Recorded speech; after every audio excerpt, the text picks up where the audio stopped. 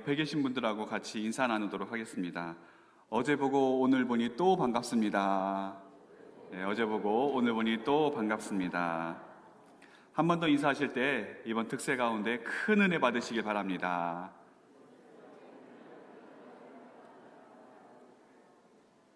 네, 오늘 특별 새벽 기도의 첫날입니다. 첫날에 굉장히 많은 성도님들이 와주셨고, 특별히 우리 교회 학교와 청년들이 이 자리에 많이 참석해 주었습니다. 참 감사합니다. 하나님께서 이번 특세 가운데 귀한 은혜를 갑절로 부어주시기를 간절히 소망합니다. 사도 요한이 반모라고 하는 섬에 있을 때 하나님의 영에 이끌려서 환상 하나를 보게 됩니다.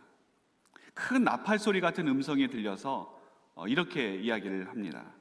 내가 보는 것을 두루마리에 서서 아시아에 있는 7 교회에 전하라. 그 음성을 들은 사도 요한은 하나님의 음성대로 또 보여주시는 대로 편지를 써서 아시아에 있는 7 교회에 전달을 하게 됩니다. 그 편지가 바로 오늘 우리가 보고 있는 요한계시록의 말씀입니다.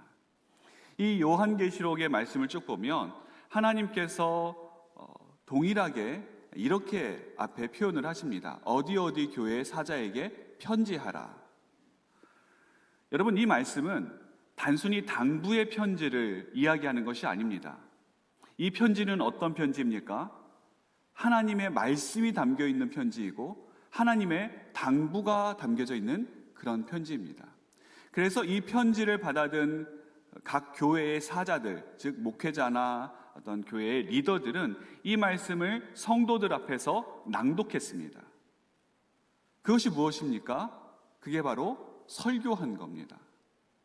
즉 오늘 어디 어디 교회 사자에게 편지하라 라고 하는 이 말씀은 단순히 편지로 끝나는 것이 아니라 어디 어디 교회 성도들에게 설교하라, 어디 어디 교회 성도들에게 하나님의 말씀을 전해라, 어디 어디 교회 성도들에게 하나님의 뜻이 무엇인지 알려라 라고 하는 그 음성을 우리에게 주시는 것입니다. 때문에 이 에베소 교회에게 하신 오늘 말씀은 단지 에베소 교회에 대한 메시지로 끝나는 것이 아니라 주님의 교회, 특별히 우리 오늘 산돌교회 모든 성도들에게 주시는 생생한 주님의 음성인 것입니다. 에베소라고 하는 지역은 터키 지금의 이제 남부 지역 소아시아에서 가장 큰 도시 중에 하나였습니다. 상업과 무역이 발달했고 또 정치, 경제, 사회, 문화 모든 면에서 주변의 도시들의 중심지 역할을 했던 곳이 이 에베소였습니다. 그 에베소라고 하는 도시 가운데 있었던 에베소 교회는 그 주변 교회들의 모판이 되는 교회였고 믿음의 모델이 되는 그런 교회였습니다. 우리 주님께서 이 에베소 교회에 대해서 여러 가지 칭찬을 하시는데 오늘 내용들을 보면 3가지 칭찬을 하시는 것을 볼 수가 있습니다. 첫 번째 2절에 보시면 내가 내 행위와 수고를 안다 이렇게 말씀을 하십니다. 에베소 교회는 행위가 바르고 또 수고를 많이 하는 여러 가지 사역을 하는 그런 교회였습니다. 이 당시 에베소라고 하는 지역은 문화가 발달하고 또 이방 종교가 발달하던 지역이다 보니까 굉장히 퇴폐적이고 또 향락을 추구하는 그런 사회적인 분위기가 만연해 있었습니다. 이 사람들에게 있어서 최고의 가치는 무엇인가? 윤리나 도덕이 아니라 어떻게 하면 이 땅에서 잘 먹고 잘 살 수 있을 것인가? 어떻게 하면 최고의 쾌락을 누리고 세상에서 성공을 누리고 향락을 누릴 수 있을 것인가? 그것이 이 사람들의 최대의 관심사였던 것입니다. 그런데 에베소 교회 성도들을 보니까 이 사람들은 우리와 사는 것이 전혀 다른 것입니다. 저 사람들은 정직하고 바르고 윤리적이고 도덕적이고 다른 사람 누가 봐도 참 본받을 만한 그런 삶을 살아가는 에베소 교회 성도들을 보면서 믿지 않은 사람들이 비록 박해하고 조롱하고 비난했지만 그들 마음 가운데는 우리도 저렇게 살았으면 좋겠다라고 하는 그런 부러운 마음이 그들에게 있었을 것입니다. 또 에베소 교회는 어떤 사람인가? 어떤 교회였는가? 행위와 수고와 내 인내를 한다 이렇게 우리 주님께서 말씀하십니다. 선한 일을 하는 것이 한두 번으로 그치는 것이 아니라 하루 이틀에 그 행위가 하고 그치는 것이 아니라 계속 그 행위를, 선한 행위들을 이어나갔다라고 하는 것입니다. 그러니 많은 사람들에게 귀감이 되고 많은 사람들에게 본이 되는 이 에베소 교회, 얼마나 그 당시 사람들에게 센세이션을 일으키게 되었고 또 선한 영향력을 미쳤겠습니까? 또 에베소 교회는 어떤 교회였는가 하면 진리를 밝히고 정의를 수호하는 교회였습니다. 그래서 2절 중반절에 보면 이렇게 말씀합니다.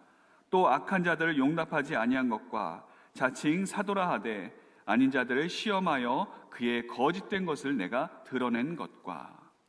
당시 초대교회에는 이단 사상들이 굉장히 판을 치고 있었습니다. 거짓 선지자들, 거짓 사도들이 교회에 침투해서 자신들의 거짓된 복음, 왜곡된 복음을 전하고 그 사람들을 현혹시켜서 자신들의 수하에 두는 그런 일들이 허다했었습니다. 특히 당시에 이제 영지주의자들이 판을 치고 있었는데 그 중에 한 분파인 니골라당이 득세를 하고 있었습니다. 그래서 오늘 6절에 니골라당에 대한 이야기를 우리 주님께서 하시는 것이죠. 하지만 에베소 교회는 그리 만만한 교회가 아니었습니다. 에베소 교회는 진리 가운데 서 있는 교회였고 말씀 가운데 든든히 서 있는 그런 교회였습니다. 에베소 교회의 일대 담임 목사가 누군지 아십니까? 에베소 교회를 설립한 사도 바울입니다. 그리고 사도 바울이 부재 시에 사도 바울의 빈자리를 메우면서 성경 공부를 가르쳤던 사람이 그 유명한 아볼로입니다. 또 에베소 교회의 2대 담임 목사는 바울의 영적인 아들인 디모데였습니다. 그 뒤를 이어서 3대 담임 목사가 된 사람이 바로 요한계시록을 쓴 사도 요한이었습니다. 요한의 뒤를 이은 4대 목사는 교회사에 따르면 빌레몬서에 나오는 바울의 동역자였던 오네시모라고 전해지게 됩니다. 1대부터 4대까지 담임 목사가 보통 분들이 아닙니다. 어마어마한 분들이죠. 교회 역사상 이렇게 위대한 목회자를 차례로 두었던 교회는 아마 찾아보기 힘들 겁니다. 그만큼 대단했던 교회, 그만큼 위대했던 교회, 그 교회가 바로 이 에베소 교회였던 것입니다. 세 번째로 에베소 교회는 수많은 박해와 고난을 이겨낸 교회였습니다. 그 당시 예수님을 믿는다라고 하는 그 사실 하나만으로 목숨까지 내놓아야 했던 그 사회적인 분위기 가운데 그들은 믿음을 저버리지 않았습니다. 박해를 받았지만, 고난이 있었지만 그것 때문에 그들의 신앙을 저버리는 것이 아니라 계속해서 끝까지 그 믿음을 지켜나갔던 아주 훌륭한 교회였던 것입니다.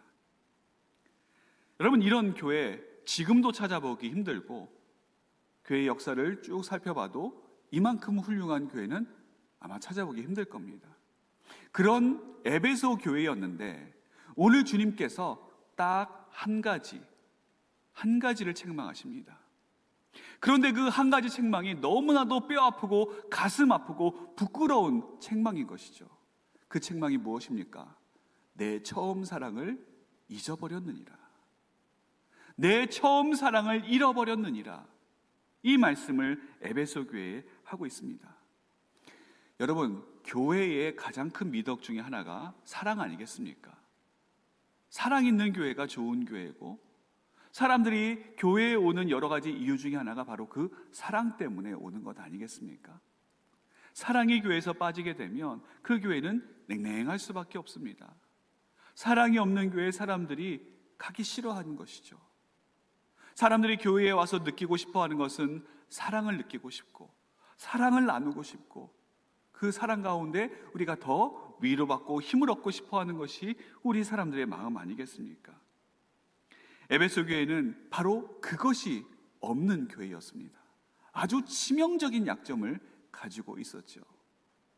여러분, 우리 전주에 유명한 것이 여러 가지가 있는데 그 중에 하나가 초코파이 아니겠습니까?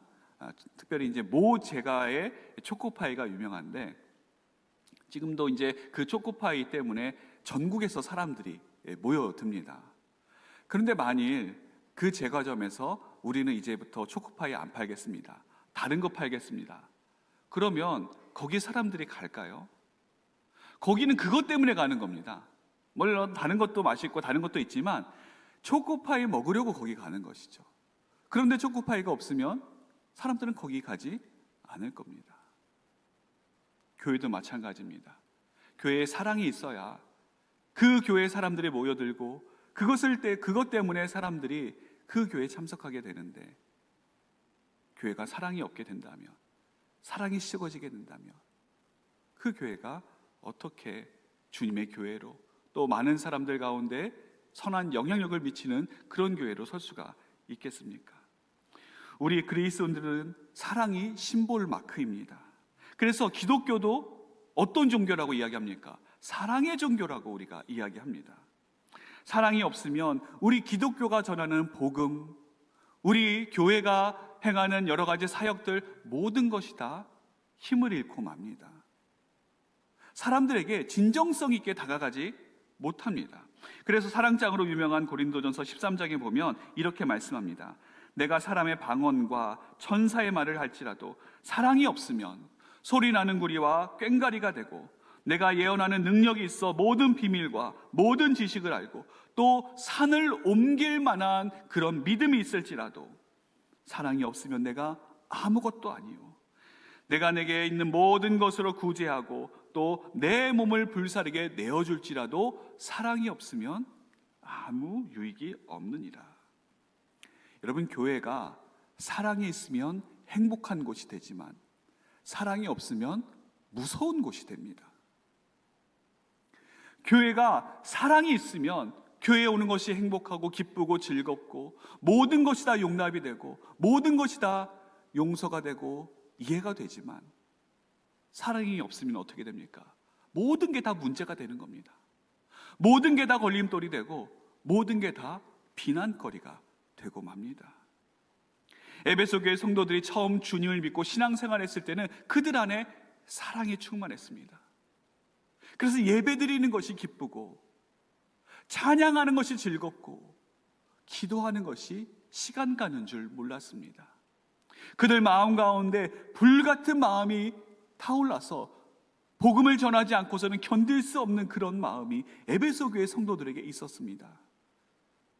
그런데 시간이 지나다 보니까 그런 마음은 점점 식어지게 되었고 첫사랑을 잃어버리게 되었습니다. 예배에 앉아있지만 형식적인 예배를 드리고 있고, 또 기도하지만 그 마음 가운데 간절함이 없어지게 되고, 찬양을 하지만 그 찬양이 그냥 우리 입에서 웅얼웅얼거리는 그런 세상의 노래와 다르지 않는 그런 모습으로 이들은 살아가고 있었던 것입니다. 여러분, 우리는 어떻습니까? 우리 산돌교회는 어떤 교회입니까? 건물은 크고 멋있고 예배당은 이렇게 웅장하고 아름답고 사람들은 좋고 참 따뜻하다라고 하는 이름은 갖고 있는데, 정말 우리 마음 가운데 그것이 진정 사랑의 마음으로 하고 있는가? 아니면 우리의 의나 우리의 자랑을 위해서 그것을 하고 있지는 않은가? 또 다른 사람들에게 한 소리 듣기 싫어서 어떠한 우리의 모든 것들을, 우리에게 있는 것들을 내보이기 위해서 억지로 그것들을 하고 있지는 않은가? 우리가 오늘 말씀 앞에서 우리 스스로를 돌아봐야 되는 것입니다. 만일 우리가 그렇게 신앙생활을 하고 있다면 우리는 오늘 5절에서 주님께서 말씀하시는 그 무서운 음성을 피할 수가 없게 됩니다. 그러므로 어디서 떨어졌는지를 생각하고 회개하여 처음 행위를 가지라. 만일 그리하지 아니하고 회개하지 아니하면 내가 내게 가서 내 촛대를 그 자리에서 옮기리라. 사랑하는 성도 여러분, 오늘 우리가 회복해야 될 첫사랑이 바로 그러한 사랑입니다. 주님을 만났을 때의 그 감격, 처음 교회를 나왔을 때의 그 기쁨, 나의 삶 가운데 찾아와 주셔서 나를 만져주시고 나를 회복시켜 주셨을 때 그 감사, 그것이 바로 오늘 우리에게 필요한 첫사랑 아니겠습니까? 그럼 우리가 회복해야 될 이 첫사랑 어디에서 찾을 수 있는 겁니까? 그것은 우리에게 첫사랑을 베풀어 주신 그분 앞에서만 우리가 그 첫사랑을 찾을 수가 있습니다. 우리 안에, 제가 여러 번 말씀드리지만 우리 안에 사랑이 없습니다. 우리 안에 있는 사랑, 그건 왜곡된 사랑이고 변질된 사랑일 뿐입니다. 이기적인 사랑이고 나만 위하는 사랑이고 그런 사랑일 뿐이죠. 그런 사랑으로 아무리 우리가 우리 스스로를 채우고 주님을 사랑한다라고 해봤자 그 사랑에는 한계가 있습니다. 우리에게 필요한 사랑은 우리에게서 나오는 사랑이 아니라 사랑의 근원이신 주님께로부터 받는 그 사랑이 되어야 하는 것이죠. 만일 내 안에 사랑이 메말라 있다, 사랑이 끊어져 있다, 그럼 그것은 우리의 의지나 각오의 문제가 아니라 접근법이 잘못된 겁니다. 우리는 우리 안에 사랑을 회복하기 위해서 사랑의 근원이신 주님 앞으로 나아가야 됩니다. 폭포수와 같은 사랑을 우리에게 부어주시는 그분의 발 앞에 우리가 엎드려야 되는 것입니다. 막혀버리고 끊어져 버린 수온을 뚫고서 우리가 그분 앞에 나아가 그분께서 우리에게 채워주신 놀라운 하나님의 은혜와 사랑, 그 사랑을 우리 안에 충만히 채울 때에 이 첫사랑이 회복되게 되는 것입니다. 요한복음 21장에 보면 부활하신 주님께서 베드로를 찾아가십니다. 그리고 베드로에게 세 가지를 질문하십니다. 그 세 가지 질문은 동일한 질문입니다. 내가 나를 사랑하느냐? 베드로는 예수님을 배반했던 사람입니다. 그래서 예수님께서 내가 다시 나를 배반하지 않을 것이냐? 그렇게 묻지 않으셨습니다. 앞으로의 각오도 예수님께서 그에게 질문하지 않으셨습니다.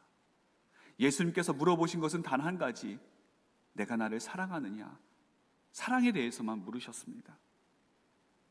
오늘도 주님께서는 우리에게 동일한 질문을 던지십니다. 사랑하는 내 아들아, 사랑하는 내 딸아, 내가 나를 사랑하느냐? 이 주님의 음성 앞에, 예 주님 사랑합니다. 비록 연약하고 부족한 저의 사랑이지만 주님 사랑하길 원합니다.